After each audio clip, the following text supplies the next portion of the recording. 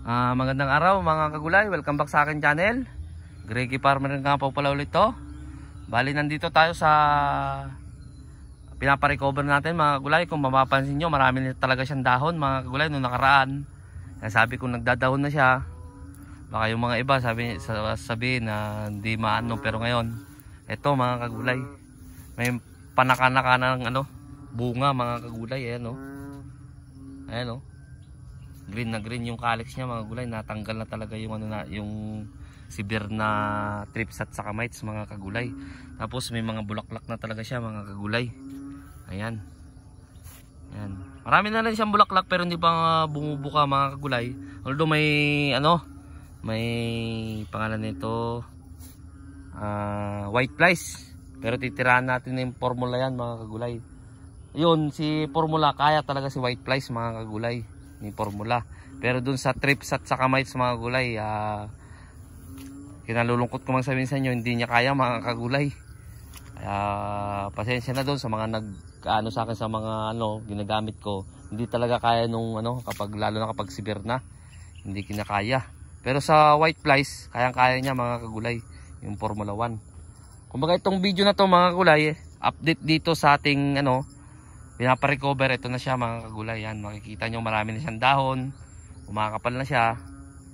May magsasabi na naman siguro yan, sobrang kapal na yan Greggy Farmer, mahirap na spray yan. Ganyan talaga mga kagulay.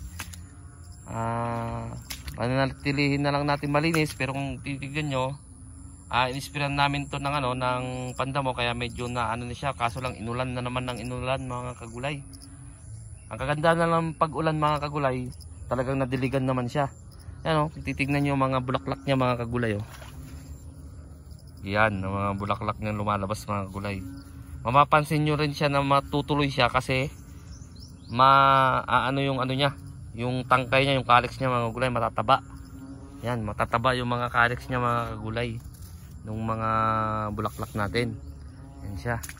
Baka sabihin nyo, yung mga nandito lang na may bulaklak pinapakita ko, kahit galain natin yung mga kulay, marami na talaga siyang bulaklak. Yan.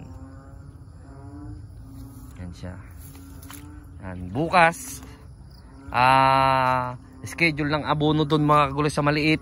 Doon sa bagong tanim natin doon. Yung pangalawang week niya mga kagulay. Yung nandoon. Pero hindi muna natin aabonohan yung mga kagulay. Gawa nga ng sobrang lakas ng ulan dito mga kagulay. Siyempre maliliit pa yun, hindi pa ganong maano yung ugat nun. Baka lang kumbaga tawag doon, yung ugat niya mga kagulay. Kaya nagdesisyon ako na hindi muna abunuhan yung mga kagulay kasi sobrang lakas ng ulan dito. Kumbaga hindi naman siya nababad, kaso lang siyempre pa lang 2 weeks pa lang siya, kaya hindi ko muna abunuhan. Kaya dito muna kami siguro mag-aabono mga kagulay bukas. Ayan mga kagulay may mga mga kon na siya. Ayan, ang gaganda na Yan. Mga may white flesh siya mga kagulay. Pero darating naman sa Miyerkules na yung natin. Yung nalaglag man yun. Yung formula natin, ispiran natin siya ng Formula 1. Ayan. May mga bukos na talaga siya mga kagulay. Sabi siya. Kaya yung nagsasabi sa na hindi daw raton to. Kasi subukan nyo magraton, yung talagang tunay na raton mga kagulay, hindi gaganito kagad. Ito lang kasi tinanggal ko lang talaga kasi meron nag-comment sa akin raton pa rin daw ang tawag. Ewan ko, raton pa rin ang tawag doon, pero sa akin hindi raton kasi nakatesting na ako yung raton, yung dito mismo pinuputol mga kagulay. Yung Y na yan, dyan mismo pinuputol, ay matagal talaga siya mga kagulay.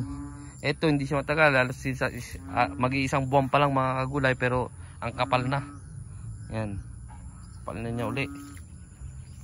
Yan. Kahit doon, kahit iganyan ko mga kagulay ayan Yan. Mali update to dito sa pinaparecover natin. Sa awan naman ng Panginoon, nakarecover siya.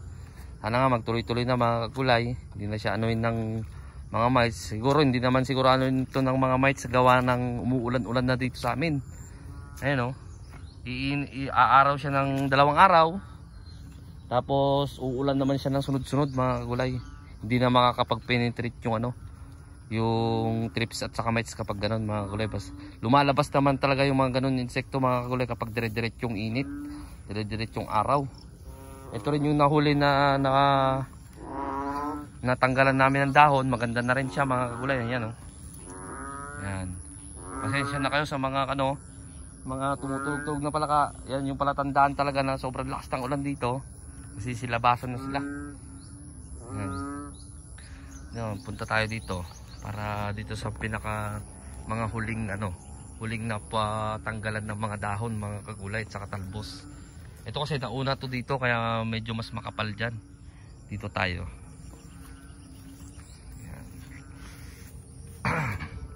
May mga bulaklak na rin siya mga gulay, oh.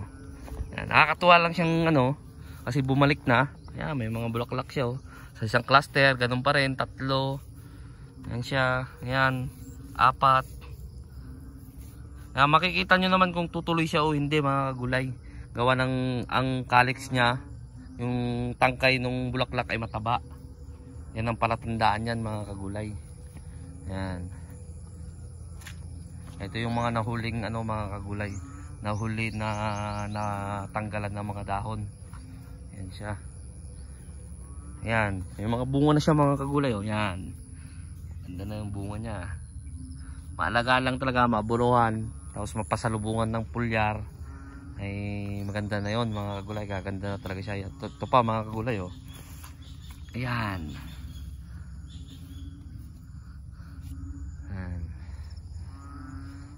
Mga 2 weeks, 3 weeks, mga ganyan. Ito, hindi na siguro, hindi naman siguro, talagang hindi naabot ng 2 weeks yan mga gulay, ma-harvest na yan. Pero ang ma-harvestan talaga natin na medyo marami-rami na mga 3 weeks siguro mga gulay. Kasi yung mga ganito mga kagulay, hintayin natin yan mga 3 weeks mga kagulay. Bago talaga maging bunga talaga yan mga kagulay.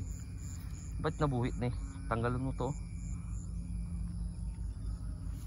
Nabuhi.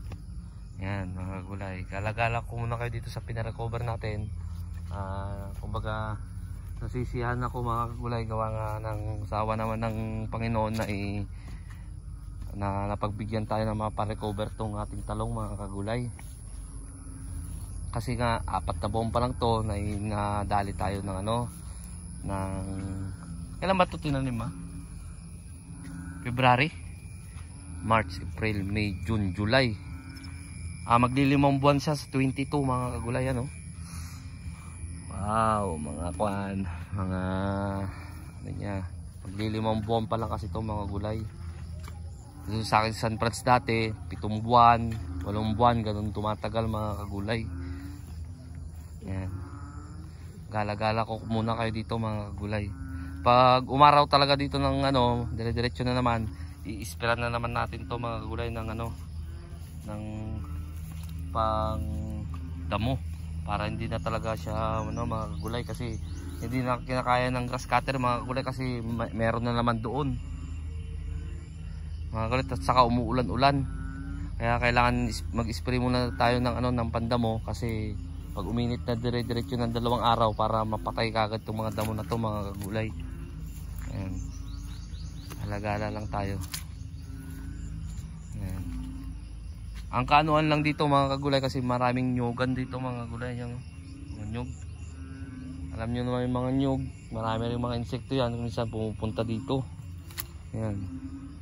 Ayan, ganda na. Akala ko dati ito mga kagulay hindi na talaga makaka-recover. Ayan, kasi kung nakita nyo yung mga part 1 ko sa pagpaparecover, talaga wala ng dahon. Nagga-grass cutter kami, pero ngayon makikita nyo kumakapal yung dahon mga kagulay. Sinyalis siya ng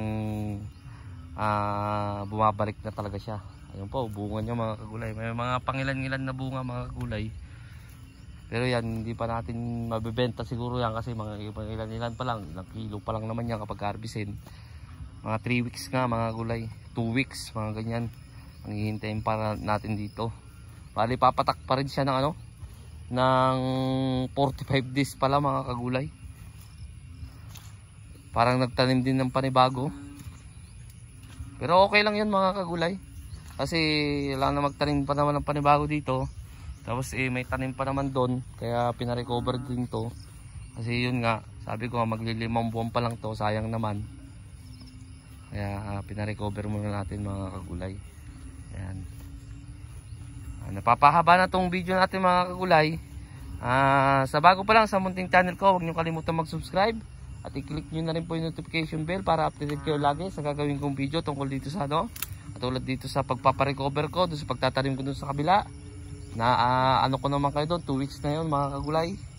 Maraming salamat po sa mga legit na sumusuporta sa akin. God bless po sa ating lahat.